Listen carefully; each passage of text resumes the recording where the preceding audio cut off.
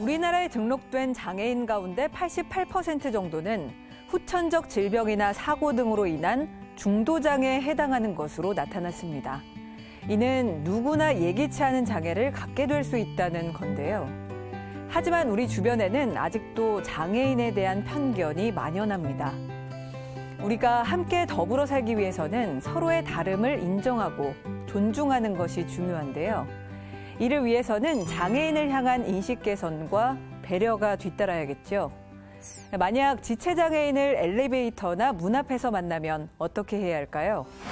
휠체어보다는 문을 잡아주는 것이 좋습니다. 휠체어를 이동하며 동시에 문까지 잡는 건 어렵기 때문인데요. 완전히 통과할 때까지 문을 잡아주고 문을 닫을 때 보조기가 끼지 않도록 주의합니다. 오르막길 등 휠체어를 밀어줘야 하는 상황이라면 어떨까요?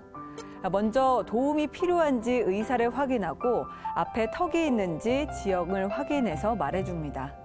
시각장애인이 횡단보도나 길에서 도움이 필요하다면 반보 정도 대각선 앞에 서서 어깨나 팔을 잡게 해주는 것이 좋은데요. 대각선 방향에서야 진로에 방해가 되지 않고 불안감 없이 함께 걸을 수 있기 때문입니다. 그리고 에스컬레이터를 기다리는 경우 올라가는 곳인지 내려가는 곳인지 설명하고 오른쪽 손잡이를 잡도록 도와줍니다. 시각장애인에게 안내견은 길잡이 역할을 하죠. 안내견을 부르거나 쓰다듬는 행위는 하지 말아야 합니다. 이는 안내견의 주의력을 분산시켜 안전한 보행을 방해할 수 있기 때문입니다. 청각 언어 장애인과는 의사소통하는 방법을 알면 좋은데요. 대부분 입모양을 보고 상대방의 말뜻을 이해하기 때문에 마주보고 바른 입모양과 약간 느린 속도로 이야기합니다. 한 문장을 말하고 약간 쉰 뒤 다음 문장을 말해서 듣는 사람이 지치지 않도록 도와줍니다. 장애인에 대한 인식 개선만큼이나 중요한 것이 바로 장애인을 위한 정책인데요.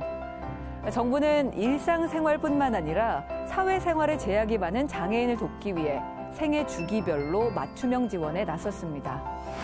오는 2022년까지 취미와 건강 증진 활동을 돕는 주간 활동 서비스 대상자를 발달장애인의 10% 수준인 17,000명으로 늘리는 등 지원 사업을 확대할 예정입니다. 지역사회에서 우리 발달장애인들이 유익한 시간을 가질 수 있도록 하는 주간 활동 서비스가 시작되었고 올 하반기에는 발달장애 학생을 위한 방과 후 돌봄 서비스가 시작되고 또 발달장애인들을 위한 거점병원도 권역별로 6개소가 추가로 지정됩니다.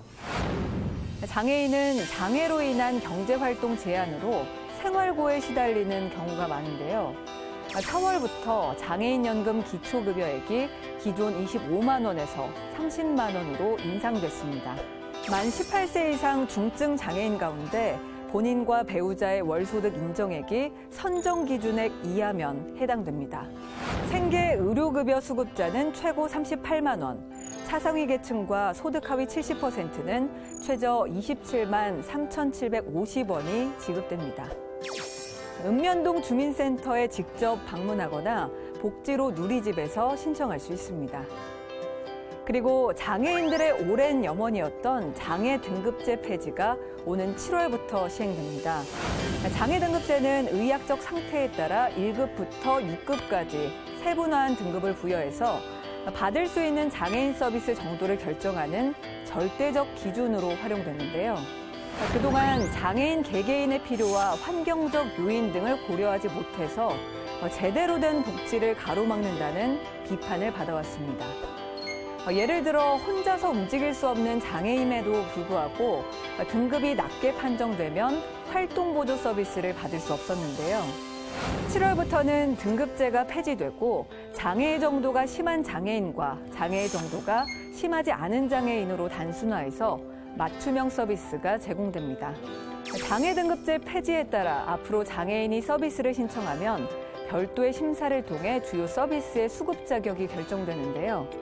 활동 지원, 보조기기, 거주시설, 응급 안전 등 4개 서비스에 대해 종합 조사를 거쳐 자격이 결정됩니다. 2020년에는 이동 지원, 2022년에는 소득, 고용 지원 서비스로 확대될 예정입니다. 함께 더불어 살아가는 건 어렵지 않습니다. 나부터 장애인을 편견 없이 대하고 먼저 배려하면 어떨까요? 지금까지 똑똑한 정책 뉴스입니다.